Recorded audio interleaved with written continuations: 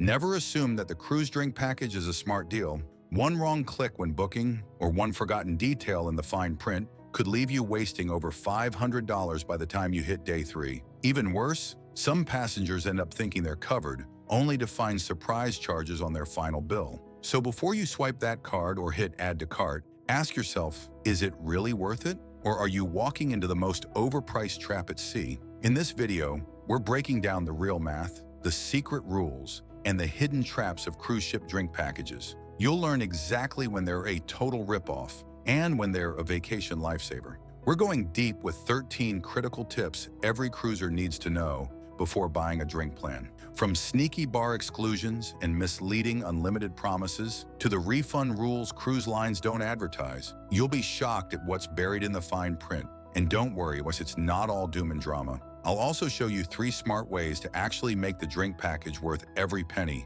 including a crewback strategy that helps savvy guests break even by day 3. So whether you're a first-timer debating the splurge or a seasoned cruiser wondering why your bill keeps creeping higher, this guide will help you drink smarter, save money, and cruise with 0 regrets. Because here's the truth, the drink package can be amazing, but only if you know exactly what you're doing. And by the end of this video, you will. Ready to avoid the biggest onboard ripoff? Let's dive into tip number 1, and why timing your purchase could be the first mistake you make. It's the day of your cruise, you're boarding with excitement, walking past the pool deck with tropical drinks flowing left and right. You didn't pre-purchase the drink package, but hey, you figure you'll just add it later. No big deal, right? Wrong. One guest shared that they waited until the second day to buy the package, only to find the price had jumped by 20%.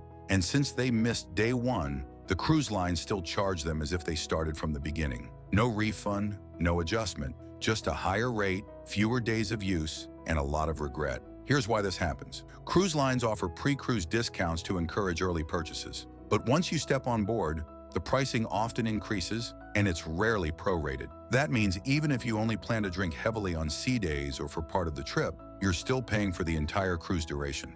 Worse, if you do wait until day 2 or 3, the staff may still charge you from the embarkation date just to keep things simple. In other words, you'll be paying for days you didn't use. So what's the smart move? Always check your cruise planner before your trip. Most cruise lines offer periodic discounts, sometimes up to 25% off, for booking the drink package in advance online. If you're still unsure, call the cruise line to ask about onboard rates versus pre-cruise pricing. And if you want to gamble and wait, set a reminder to buy it as soon as you board, not after your second cocktail. But even if you buy at the right time, that's only half the battle. Tip number 2 reveals how your unlimited drinks might be secretly capped, and how many guests get cut off without even realizing why. A man on a 7-day cruise thought he was living the dream. He had the unlimited drink package, started with mimosas at brunch, had a few frozen cocktails by the pool, a glass of wine with dinner, and finished the night with whiskey at the piano bar.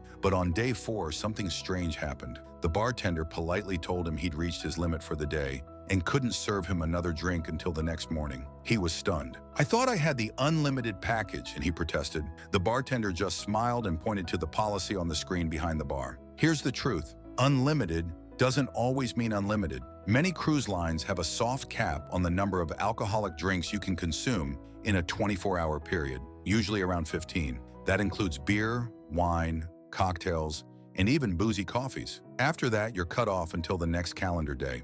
While 15 might seem like plenty, it can add up faster than you think, especially if you start drinking early or like to sample different bars throughout the day. And no, there's no rollover. Once you hit the limit, you're done until morning. This is especially frustrating for guests who don't realize the cap exists, because it's often hidden in the fine print or buried deep in the FAQs. And if you hit the limit too early, you might be left sipping water while your friends enjoy the night. The fix? Pace yourself, space out your drinks, stay hydrated, and save the heavy sipping for later in the day if you want to make it last. And if you're traveling with a partner, resist the urge to use each other's package. Cruise staff monitor that closely, and it could get both of you flagged. Think that's sneaky? Tip number 3 dives into how the price of your drink can still cost you extra, even when you thought it was included. A woman on a luxury cruise ordered a beautifully crafted martini from a trendy bar near the theater. It had top-shelf vodka, exotic garnishes, and came in a frosted glass with a dramatic dry ice swirl. She handed over her card, smiled, and thought, "This is exactly why I bought the drink package." But when she checked her account later that night, she saw a surprise $3.50 charge for that one drink. Confused, she went to guest services only to learn the bitter truth. Her drink exceeded the package's per glass price limit. Here's the part most people miss. Even with an unlimited drink package, there's usually a maximum price per drink. That limit is often around $12 to $14 depending on the cruise line. If you order something above that, say a $17 cocktail, you'll be charged the difference, plus tax and gratuity. This catches a lot of people off guard, especially when they start exploring specialty bars or ordering fancier liquors and wines by the glass. Just because it's a drink doesn't mean it's fully covered. And it's not just cocktails. Some wine lists include premium pours that blow past the cap. Same with craft beers or limited edition drinks featured at certain events. If you're not watching the menu closely, those little overages add up fast and can quietly inflate your final bill, even though you thought everything was unlimited. So what's the solution? Before ordering, always ask if the drink is within the package limit. Most bartenders will happily tell you. If you're at a specialty bar, check the menu or app for pricing details. And if you're tempted by a $20 scotch, maybe save it for a splurge, not your regular order. Up next, tip number 4 reveals something positive: how your drink package might actually cover more than alcohol, if you know where to look. A first-time cruiser had no idea her drink package included more than just beer and cocktails. Every morning, she paid extra for her lattes at the onboard cafe, grabbed bottled water for shore excursions, and even skipped fresh smoothies because she thought they cost extra. By the end of her 7-day trip, she'd spent over $100 on drinks she already technically paid for. It wasn't until her last day that a fellow passenger asked, "You know your drink package covers those, right?" This is one of the biggest missed opportunities on a cruise. Most drink packages, even those labeled alcoholic, include a surprising list of non-alcoholic beverages, specialty coffees, bottled water, energy drinks, soda, milkshakes, mocktails, and even freshly squeezed juice at the buffet or spa bar. But because people focus on the booze, they forget to take full advantage of these extras. And the cruise line isn't exactly going out of its way to remind you. After all, the more you overlook, the more they make. Why does this matter? Because maximizing your drink package isn't just about how many cocktails you consume, it's about value. If you start your day with a $6 iced latte, grab a $3 bottle of water for port, enjoy a $5 smoothie in the afternoon, and sip a soda with dinner, that's over $15 in value before alcohol even enters the picture. Add that up across multiple days and suddenly your package looks a lot more worthwhile. So here's your hack. On day 1, visit guest services or check the cruise line's app for a full list of included drinks. Ask specifically about non-alcoholic options and don't be afraid to explore. Use your package for hydration, caffeine, and treats, not just tipsy afternoons. Speaking of spending extra, tip number 5 uncovers a sneaky trick that makes you pay twice for every drink, unless you catch it first. A man proudly tipped every bartender on his cruise, slipping them extra cash, adding a couple dollars on each receipt, and even handing out folded fives with a wink. But when he reviewed his final folio at the end of the week, he realized something strange. Every single drink he'd ordered already had an 18% gratuity included, automatically. That meant he'd tipped twice for every single drink. And over the course of a 7-day cruise, he'd unknowingly paid hundreds more than he expected. This is one of the most common and costly misunderstandings with cruise drink packages. Nearly all cruise lines automatically add gratuity to the price of the drink and to the drink package itself when you purchase it. That means when you buy the package, a chunk of that fee is already going to serve as tips. And then, every time you order a drink, another gratuity line may appear on the receipt, tempting you to tip again, even though it's already been handled. Why does this matter? Because it's easy to feel generous on vacation, especially with bartenders who are friendly and helpful. But if you don't understand what's already built into the price, you may be over-tipping by 18% to 36% every time you order. Multiply that by 5 to 10 drinks per day, and the cost adds up fast, without any real benefit to you or the crew. Here's how to fix it. Before your first drink, ask a bartender if gratuity is already included. Most will tell you honestly, and always read your receipts. If you see a service charge line, you're good. Want to tip extra for excellent service? Go for it. Just know it's optional, not required. But gratuities aren't the only surprise charges lurking. Tip number 6 reveals a rule that affects everyone in your cabin, and it's one mistake that can get your whole group stuck with a bill they didn't expect. A husband wanted the full drink package. Cocktails, wine, the works. His wife, on the other hand, didn't drink alcohol and planned to stick with coffee and water. So when booking their cruise, he selected the premium package for himself and left her without one. Easy, right? Not exactly. A few days later, they got an email from the cruise line saying both adults in the same stateroom were required to purchase the same alcohol package. No exceptions. If one gets it, the other has to pay too. This rule catches a lot of guests by surprise. Most cruise lines enforce a no-sharing policy, and to help enforce that, they require every adult in a cabin to buy the same drink plan if one of them chooses it. Their reasoning? Prevent abuse. They don't want one guest buying all the drinks and handing them off to someone who didn't pay. While it might seem unfair, especially for non-drinkers, it's clearly stated in the fine print. And once you're on the ship, arguing your way out of it is nearly impossible. Why does it matter? Because couples or friends often assume they can split the value.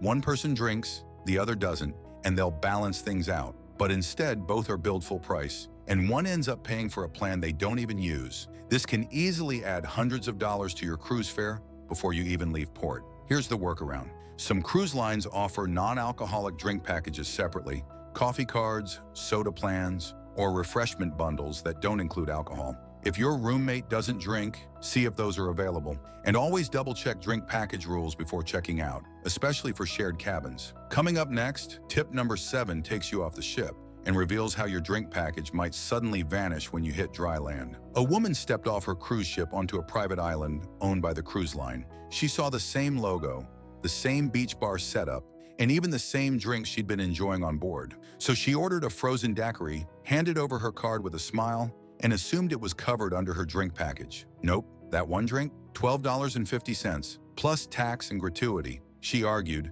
thinking it had to be a mistake. But the bartender politely explained, drink packages don't work here. And she wasn't the only one caught off guard. This is a classic pitfall. Many passengers assume that their drink package follows them anywhere the ship docks, especially when visiting the cruise line's own private islands or beach clubs. But the reality is trickier. Some cruise lines honor drink packages on their private islands. Others don't. And even if they do, it might only apply at certain bars or with limited menus. Worse, once you're at a regular port, like in Cozumel or Nassau, your drink package is completely useless. Any drinks you buy on land come out of your own pocket, period. Why does this matter? Because many guests plan to drink their money's worth during their cruise and count on port days to help them do that. But if your plan doesn't cover drinks off the ship, you'll be paying out of pocket without realizing it. That can seriously throw off your value calculation and your vacation budget. Here's what to do. Before you leave the ship, check your cruise app or ask guest services whether your drink package works at the next stop. If it doesn't, plan ahead. Bring bottled water or soft drinks with you from the ship, or budget a few extra dollars for a tropical cocktail on the beach. Better to know than be surprised. But speaking of trip length, tip number 8 shows why drink packages are often a trap on shorter cruises and how to spot when it's not worth it. A couple booked a 3-night weekend cruise and figured, why not treat ourselves? They added the drink package to their booking and looked forward to unlimited mojitos and martinis. But by the time the cruise ended, they'd each only had about 6 drinks total. Between early shore excursions, long naps, and short dinner windows, they simply didn't have time to drink enough to break even.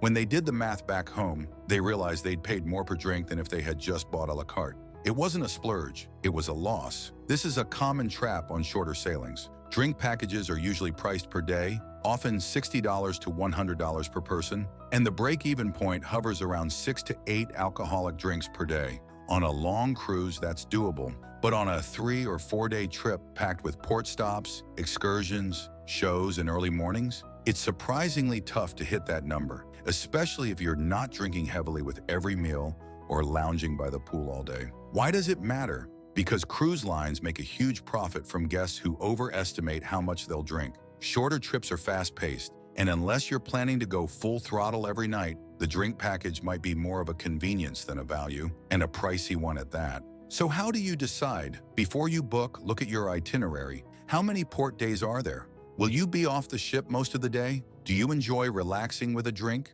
or do you plan to be up early and active? If the math doesn't add up, skip the package and pay per drink. But even if you're on a longer cruise, don't get too comfortable. Tip number 9 uncovers the sneaky way some bars deny your package without telling you until the bill shows up. It happened to a guest on a fancy 7-night cruise. They were excited to try the secret jazz lounge tucked behind the casino. Dim lights, live music, and a menu of elevated cocktails. They flashed their drink package card and ordered 2 specialty martinis. The bartender nodded, mixed the drinks, and served them with flair. But what they didn't know was this: that particular lounge wasn't included in the drink package. It wasn't until they checked their account the next day that they found $48 in unexpected charges. This is a trap cruise veterans know all too well. Not every bar on the ship honors the drink package, especially exclusive lounges, pop-up events, chef-paired tastings, or special cocktail bars. Even if it's located on the ship, even if the drinks look similar, the rules may be different.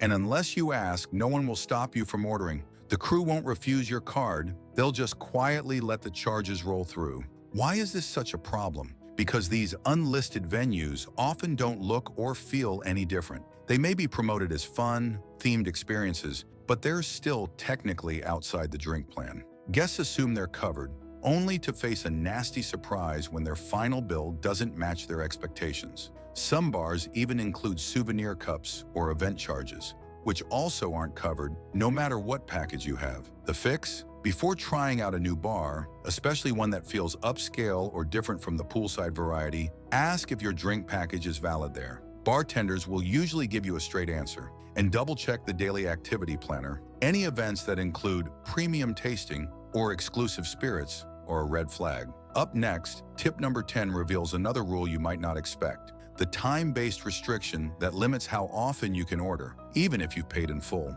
A man on a week-long cruise was determined to get every last drop out of his drink package. He ordered a beer at the pool bar, took a few big sips, and then walked back up to the counter for a second one. But the bartender shook his head and said, "Sorry, it hasn't been 5 minutes yet." Confused, the guest asked what that meant, and the bartender explained, "There's a built-in timer between each alcoholic drink order. The system wouldn't allow him to serve another just yet. No exceptions." Yes, cruise ships actually throttle your drink orders, even if you've paid for an unlimited package. Most major cruise lines enforce a minimum time gap, usually around 5 minutes, between alcoholic drink transactions on the same guest account. This rule is baked into the point-of-sale systems. It's not just the bartender being difficult. The computer literally won't let them ring you up until the timer expires. The goal? Prevent overconsumption and make it harder for people to abuse the package by chugging drinks or ordering for others. Why does it matter? Because if you're trying to grab 2 drinks quickly, one for now, one for the show, or one for your partner, you'll be blocked. That delay might not seem like a big deal, but during busy times or if you're running late for an activity, it can be frustrating. And it's another example of how unlimited isn't quite as free-flowing as the brochure suggests. So what should you do? Plan ahead. If you know you'll want another drink soon, place your order, take your time, and wait out the timer before heading back. And if you're traveling with someone else, they'll need to place their own order under their own package. Sharing is strictly monitored.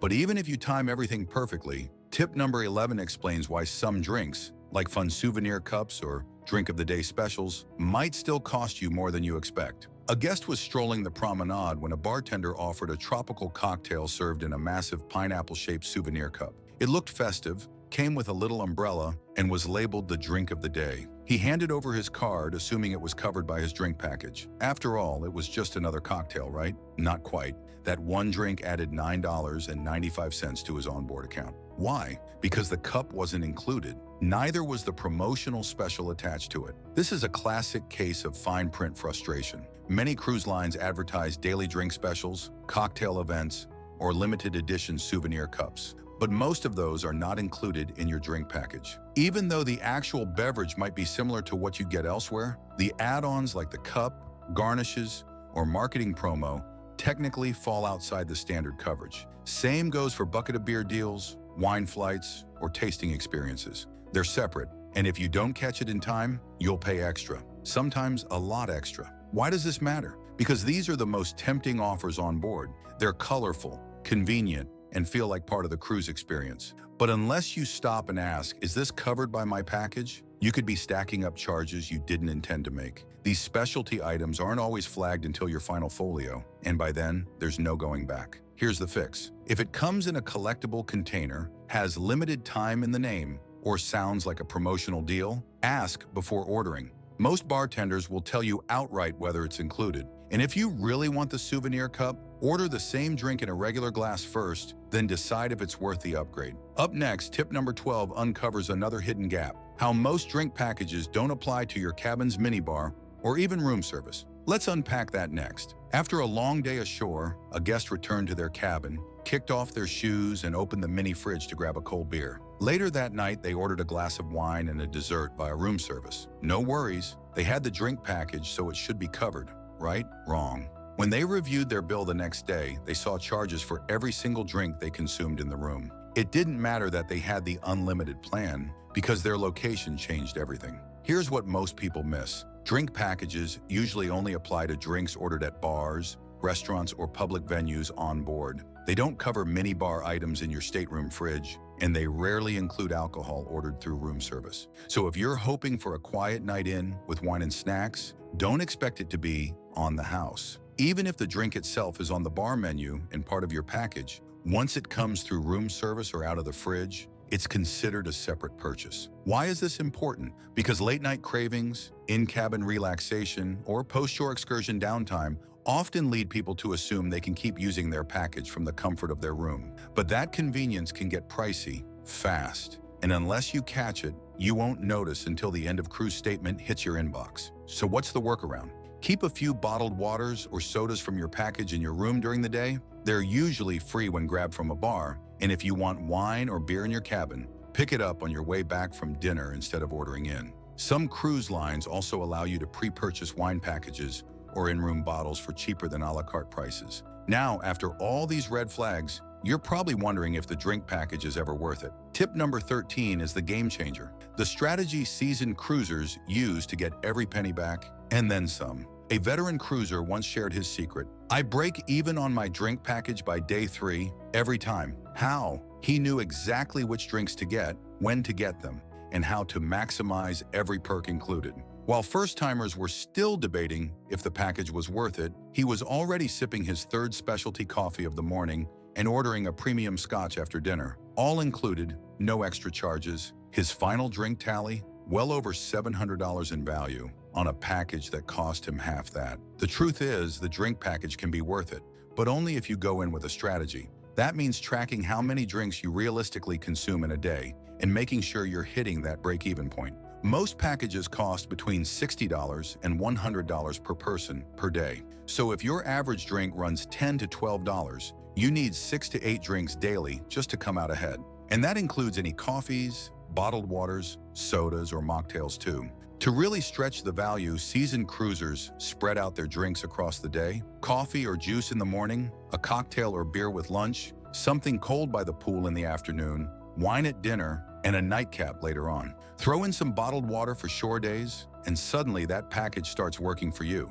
They also avoid the overpriced extras. No souvenir cups, no specialty bars unless they're included, and they always check receipts for surprise charges. Here's your smart move. On day 1, set a mental goal: 7 or 8 drinks spread out. Mix in high-value beverages like specialty cocktails, lattes, or imported beers. And if you're not a big drinker, skip the package entirely and use that money for excursions or spa credits. Now that you've seen the good, the bad, and the sneaky, let's wrap it up with a few key takeaways and a chance for you to share your cruise story next. Thanks for cruising through this with me. Now I want to hear from you. Have you ever bought the drink package? Was it worth it, or did it leave you with regrets? Share your experience in the comments. I'd love to hear what worked or didn't for you. And if you enjoy honest cruise tips with zero fluff, hit subscribe and join the crew. More insider secrets are on the way.